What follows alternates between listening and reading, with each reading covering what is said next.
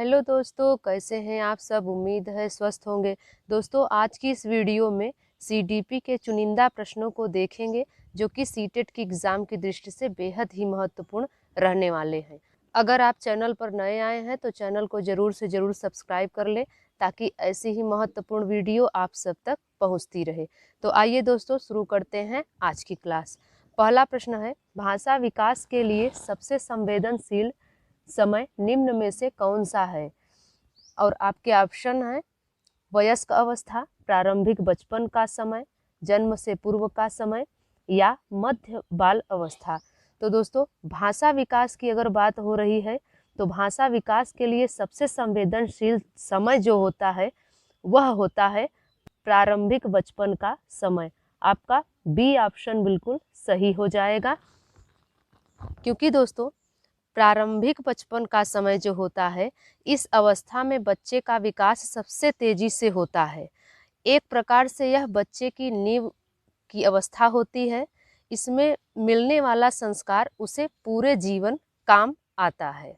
दूसरा प्रश्न है, विकास कभी न समाप्त होने वाली प्रक्रिया है, यह विचार किससे संबंधित है।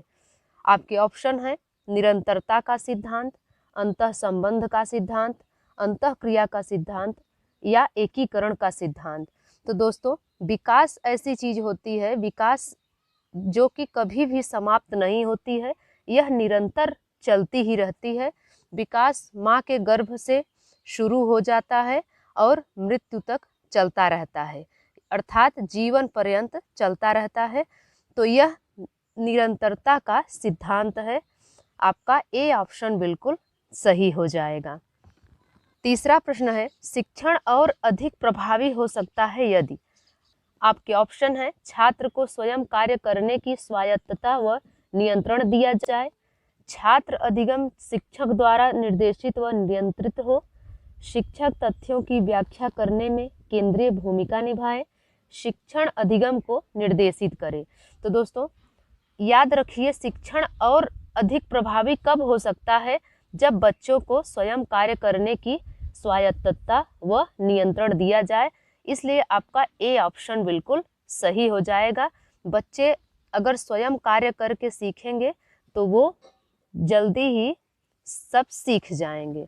अगर वह स्वयं कार्य करेंगे तो उनका विकास जल्दी होगा, वो चीज़ों को जल्दी समझ पाएंगे। चौथा प्रश्न है, राज्य स्तरीय एकल गीत प्रतियोगिता के लिए छात्रों को तैयार करते समय एक स्कूल लड़कियों को वरीयता देता है, यह दर्शाता है। तो दोस्तों, जहाँ पर किसी एक को वरीयता मिल रही हो, चाहे वह लड़का हो या लड़की हो, तो वह किसे दर्शाता है, वह दर्शाता है लिंग भेद को। यहाँ पर आपका डी ऑप्शन बिल्कुल सही हो जाएगा। ये कहा जाता है कि लड़कियां घर का काम करेंगी, लड़के बाहर का काम करेंगे, लड़कियां गुड्डों से खेलेंगी, लड़के बंदूक से खेलेंगे। तो यह सोच जो है, यह कहीं ना कहीं लिंग भेद को दर्शाता है। इसलिए आपका यहाँ पर डी ऑप्शन सही हो जाता है। पांचवा प्रश्न है, निम्न में से मस्तिष्क की संरचना तथा कृत्यों में विभेदन का परिणाम होता है। आपके ऑप्शन है तनाव, पिछड़ापन, डिसलेक्सिया या इनमें से कोई नहीं। तो दोस्तों, मस्तिष्क की संरचना और कृत्यों के विभेदन का परिणाम होता है डिसलेक्सिया। आपका सी ऑप्शन बिल्कुल सही हो जाएगा। डिसलेक्सिया जो होता है वो पढ़ने से संबंधित एक विकार होता है। छठा प्रश्न है, निम्न में से कौन सी प्रगतिशील शिक्षा की विशेषता है। आपके ऑप्शन है केवल प्रस्तावित पाठ्य पुस्तकों पर आधारित अनुदेश, परीक्षाओं में अच्छे अंक प्राप्त करने पर बल, बार बार ली जाने वाली परीक्षाएं या समय सारणी और बैठने की व्यवस्था में लचीलापन। तो दोस्तों, प्रगतिशील शिक्षा की विशेषता जो होती है वह होती है समय सारणी और बैठने की व्यवस्था में लचीलापन। आपका डी ऑप्शन बिल्कुल सही हो जाएगा। और दोस्तों, जहाँ पर केवल की बात की गई हो, अच्छे अंक की बात की गई हो, बार बार परीक्षा लेने की बात कही जाए, तो वह निगेटिव पॉइंट होते हैं। सातवां प्रश्न है, प्रतिभाशाली शिक्षार्थी हैं। आपके ऑप्शन है अपसारी चिंतक, बहिर्मुखी, बहुत परिश्रमी, अभिसारी चिंतक।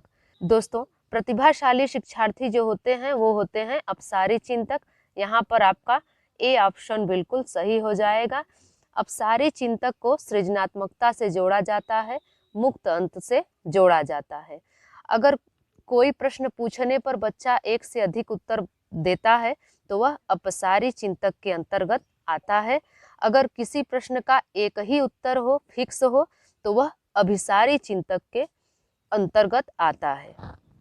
8वां प्रश्न है, मानव विकास में आनुवंशिकता और पर्यावरण की भूमिका के बारे में निम्न में से कौन सा कथन सही है?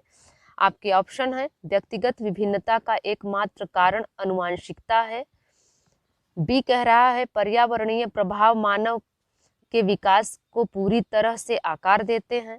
सी कह रहा है, न तो आनुवंशिकता और न ही पर्यावरणीय मानव विकास को प्रभावित करते हैं।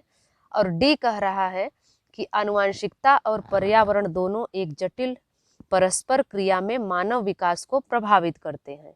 तो दोस्तों यहाँ पर आपका क्या सही हो जाएगा? मानव विकास में आनुवंशिकता और पर्यावरण की भूमिका के बारे में कौन सा कथन सही रहने वाला है? तो आपका डी ऑप्शन बिल्कुल सही रहने वाला है कि आनुवंशिकता और पर्यावरण दोनों एक जटिल परस्पर क्रिया में मानव विकास को प्रभावित करते हैं। आपका डी ऑप्शन बिल्कुल सही है, क्योंकि दोस्तों पर्यावरण आनुवंशिकता अंतः संबंधित होते हैं, इनको अलग नहीं किया जा सकता, ये दोनों ही महत्वपूर्ण रहते हैं। 9वां प्रश्न है, निम्न में से कौन सा बालकों के अधिगम एवं विकास में सबसे अधिक योगदान देता है? आपके ऑप्शन है, परिवार, समवयस्क समूह और टेलीविजन। बी कह रहा है, परिवार, समवयस्क समूह और अध्यापक। सी कह रहा है, परिवार, खेल एवं कंप्यूटर। और डी कह रहा है, परिवार, खेल एवं पर्यटन। तो बालकों के अधिगम एवं विकास में सबसे अधिक योगदान जो देता है वह है आपका बी ऑप्शन, जिसमें कि परिवार, समवयस्क समूह और अध्यापक ये सभी आ जाते हैं। तो आपका बी ऑप्शन बिल्कुल सही हो जाएगा, क्योंकि दोस्तों बालकों के विकास के साथ साथ अधिगम भी जुड़ा हुआ है। 10वां प्रश्न है, वृद्धि के बारे में क्या सही नहीं है? वृद्धि के बारे में क्या सही नहीं है यह पूछा गया है। आपके ऑप्शन है, अभिवृद्धि शारीरिक होती है, अभिवृद्धि मात्रात्मक होती है। सी कह रहा है, अभिवृद्धि मापनीय होती है। और डी कह रहा है, अभिवृद्धि जीवन पर्यंत चलने वाली प्रक्रिया है। तो दोस्तों एक होता है वृद्धि, एक होता है विकास। तो विकास जो होता है वो माँ के गर्भ से शुरू होकर जीवन पर्यंत चलता है, लेकिन वृद्धि क्या होती है? वृद्धि का समय जो होता है वो सीमित हो, एक समय के बाद वृद्धि रुक जाती है, लेकिन विकास जीवन पर्यंत चलता रहता है। तो यहाँ पर वृद्धि के बारे में क्या सही नहीं है? तो यही सही नहीं है, डी ऑप्शन, कि अभिवृद्धि जीवन पर्यंत चलने वाली प्रक्रिया है। आपका डी ऑप्शन बिल्कुल सही हो जाएगा। जीवन पर्यंत चलने वाली प्रक्रिया तो विकास होता है, ये आपको ध्यान में रखना है। 11वां प्रश्न है, विकास ... से ... की ओर बढ़ता है। तो दोस्तों याद रखिए, विकास सामान्य से विशिष्ट की ओर बढ़ता है। यहाँ पर ए ऑप्शन आपका बिल्कुल सही हो जाएगा। 12वां प्रश्न है, बाल विकास की कौन सी अवस्था में ओडीपस और इलेक्ट्रा जटिलता शुरू होती है? आपके ऑप्शन है, शैशवावस्था, बाल्यावस्था, किशोरावस्था या वयस्क अवस्था। तो दोस्तों याद रखिए, बाल विकास की वह अवस्था जिसमें कि ओडीपस और इलेक्ट्रा जटिलता शुरू होती है वह अवस्था है शैशवावस्था। आपका ए ऑप्शन बिल्कुल सही हो जाएगा। शैशवावस्था की अवस्था जो होती है वह होती है 0 से 5 वर्ष। इसमें क्या होता है दोस्तों कि लड़के जो होते हैं वो माता से अधिक प्रेम करते हैं। तो किस कारण से करते हैं? वह कारण है ओडीपस ग्रंथि के कारण। माता से प्रेम मातृ प्रेम कहलाता है। और लड़कियों की अगर बात की जाए तो लड़कियां अपने पिता से ज़्यादा प्रेम करती हैं, और वह किस कारण करती हैं? वह करती हैं इलेक्ट्रा ग्रंथि के कारण। लड़कियों का पिता से प्रेम करना पितृप्रेम कहलाता है। तो इसलिए आपका यहाँ पर ए ऑप्शन बिल्कुल सही हो जाता है। 13वां प्रश्न है, निम्न में से कौन सा मुख्य रूप से आनुवंशिकता संबंधी कारण है? तो दोस्तों आनुवंशिकता संबंधी कारण जो होता है वो होता है आँखों के रंग से। यहाँ पर आपका ए ऑप्शन बिल्कुल सही हो जाएगा, दोस्तों, आनुवंशिकता का अर्थ होता है जो कि हमें हमारे परिवार से जो गुण मिले हुए होते हैं उनसे। यह गुण दादा दादी से भी मिल सकता है, यह गुण हमें नाना नानी से भी मिल सकता है। 14वां प्रश्न है समाजीकरण है। समाजीकरण क्या है? आपके ऑप्शन है सामाजिक मानदंडों में परिवर्तन, शिक्षक एवं पढ़ाए गए के बीच संबंध, समाज के आधुनिकीकरण की प्रक्रिया, समाज के मानदंडों के साथ अनुकूलन। तो दोस्तों, समाजीकरण का अर्थ होता है समाज के मानदंडों के साथ अनुकूलन। आपका डी ऑप्शन बिल्कुल सही हो जाएगा। समाज में जो नियम चल रहे हैं उन्हें हम वर्चस्व अगर उनमें स्थापित कर ले रहे हैं तो वही हमारा समाजीकरण होता है। 15वां प्रश्न है निम्न में से कौन सा समाजीकरण का निष्क्रिय एजेंसी है? आपके ऑप्शन है परिवार, इको क्लब, सार्वजनिक पुस्तकालय, स्वास्थ्य क्लब। तो दोस्तों, समाजीकरण का निष्क्रिय एजेंसी जो है वह है सार्वजनिक पुस्तकालय। आपका सी ऑप्शन बिल्कुल सही हो जाएगा, क्योंकि दोस्तों जो दायरे के अंदर है वह प्राथमिक है, जैसे कि परिवार, इको क्लब, स्वास्थ्य क्लब, लेकिन जो अपने दायरे से बाहर है वह है सेकेंडरी यानी कि निष्क्रिय। तो आपका सी ऑप्शन यहाँ पर बिल्कुल सही हो जाएगा। 16वां प्रश्न है विकास के लिए कौन सा एक उचित है? आपके ऑप्शन है विकास जन्म के साथ प्रारंभ होता है और समाप्त होता है, सामाजिक सांस्कृतिक संदर्भ विकास में एक महत्वपूर्ण भूमिका का निर्वाह करता है, विकास एक एकल आयामी है, या विकास पृथक होता है। तो दोस्तों, यहाँ पर विकास के लिए क्या उचित है यह पूछा गया है, आपको यहाँ पर ध्यान देना पड़ेगा। तो आपका यहाँ पर बी ऑप्शन बिल्कुल सही हो जाएगा कि विकास जो होता है, विकास के लिए क्या उचित होता है? तो विकास के लिए सामाजिक सांस्कृतिक संदर्भ विकास में एक महत्वपूर्ण भूमिका का निर्वाह करता है। यहाँ पर बी ऑप्शन आपका बिल्कुल सही हो जाएगा। 17वां प्रश्न है निम्न में से कौन सा शारीरिक विकास का एक प्रमुख नियम है? आपके ऑप्शन है मानसिक विकास से भिन्नता का नियम, अनियमित विकास का नियम, द्रुतगामी विकास का नियम, या कल्पना और संवेगात्मक। दोस्तों, शारीरिक विकास का एक प्रमुख नियम है वह है द्रुतगामी विकास का नियम। यहाँ पर सी ऑप्शन आपका बिल्कुल सही हो जाएगा, क्योंकि दोस्तों द्रुतगामी विकास का नियम वह होता है जिसके अंतर्गत शरीर के सभी पक्षों का अध्ययन किया जाता है। उसमें शारीरिक, मनोसामाजिक, संज्ञानात्मक भी आते हैं। शारीरिक, सामाजिक, संवेगात्मक जितने भी मापदंड हैं ये द्रुतगामी विकास के नियम के अंतर्गत आते हैं। 18वां प्रश्न है एक भ्रमित किशोर का पथ प्रदर्शन किया जा सकता है। आपके ऑप्शन है फटकार लगाकर, उसके अच्छे व्यवहार की प्रशंसा करके, उसके दोषों को उजागर करके, या फिर लालच देकर। एक भ्रमित किशोर जो कि पथ प्रदर्शन उसका कैसे किया जा सकता है?